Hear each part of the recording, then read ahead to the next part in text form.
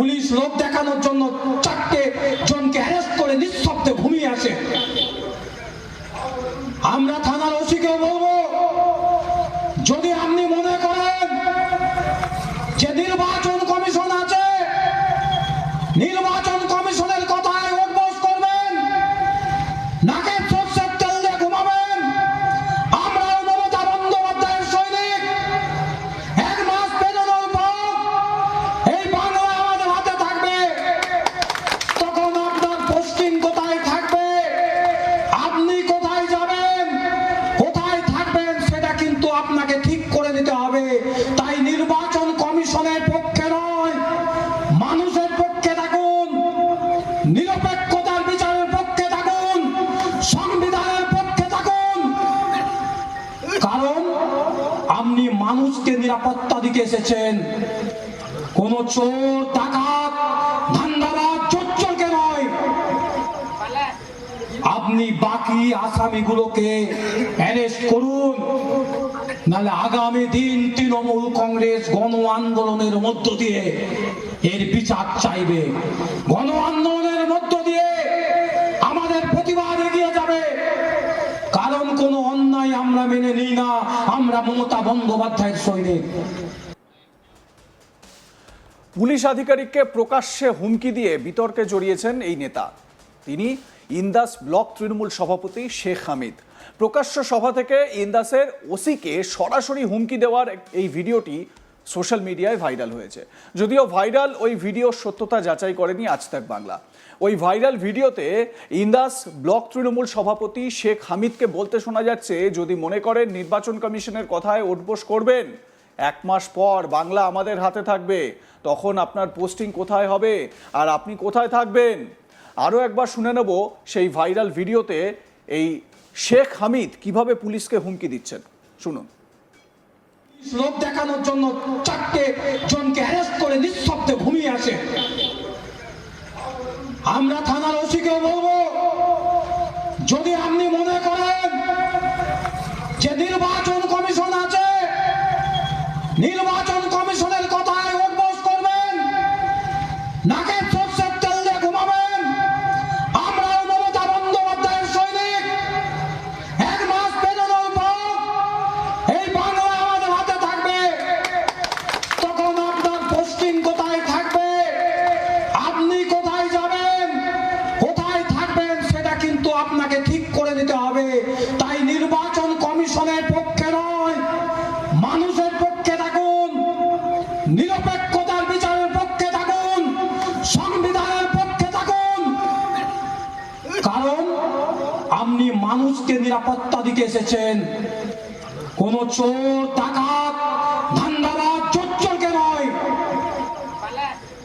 আপনি বাকি আসামিগুলোকে অ্যারেস্ট করুন, নাহলে আগামী দিন তৃণমূল কংগ্রেস গণ আন্দোলনের মধ্য দিয়ে এর বিচার চাইবে।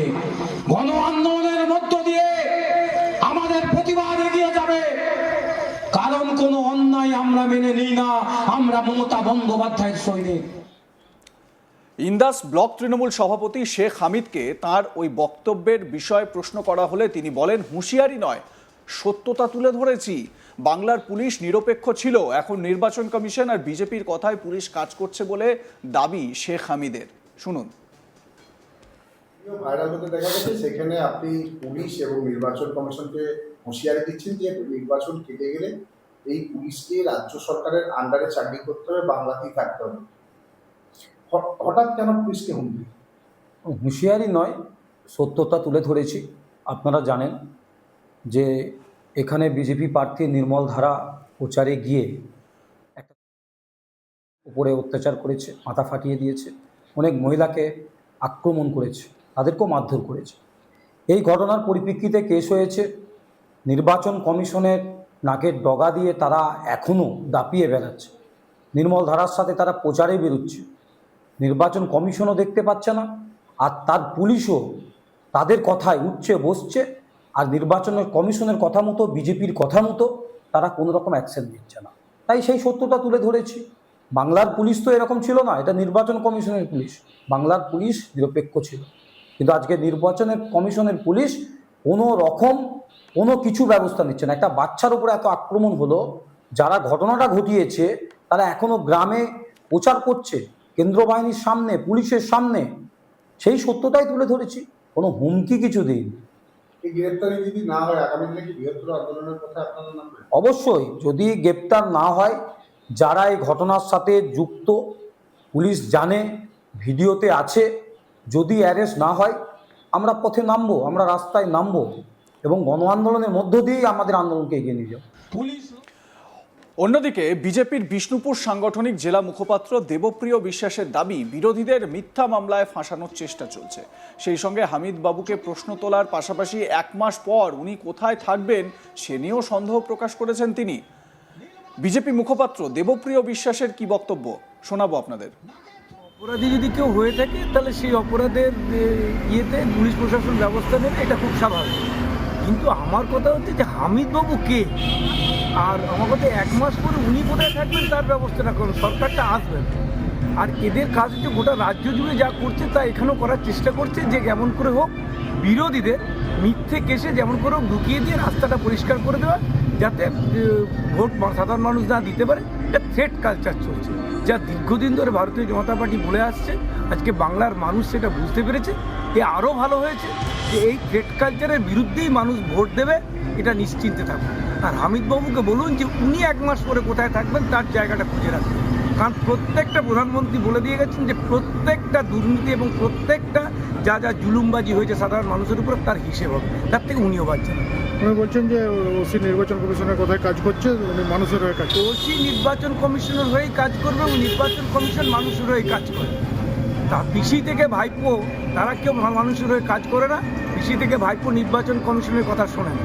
নির্বাচন কমিশন একটা নিরপেক্ষ, সম্পূর্ণ স্বাধীন, স্বতন্ত্র। এটা হামিদবাবু হয়তো জানেন না, কারণ অশিক্ষিত লোক, তার পক্ষে এর থেকে বেশি কিছু জানাও সম্ভব। তাকে মনে করিয়ে দিতে চাই যে নির্বাচন কমিশন সম্পূর্ণভাবে নিরপেক্ষ এবং তিনি ঠিকই কাজ করছেন।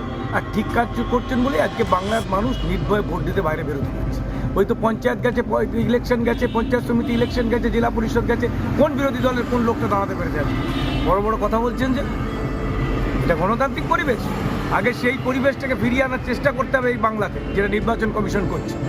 আর তাতেই হামিদবাবুদের খুব অসুবিধা, কারণ 1 মাস পরে, আমি বারে বারে বলছি, 1 মাস পরে উনি কোথায় থাকবেন তার ব্যবস্থাটা করুন। কারণ সাধারণ মানুষ যে হিসেব চাইবে যে এই অত্যাচারে 4 দিন ধরে করে এসেছে। পুলিশ লোক দেখানোর জন্য 4টে জনকে অ্যারেস্ট করে নিঃশব্দে ঘুমিয়ে আসে। আমরা থানার ওসিকেও বলবো, যদি আপনি মনে করেন যে নির্বাচন কমিশন আছে, নির্বাচন কমিশনের কথায় উঠবোস করবেন, নাকে সরষের তেল দিয়ে ঘুমাবেন, আমরাও মমতা বন্দ্যোপাধ্যায়ের সৈনিক।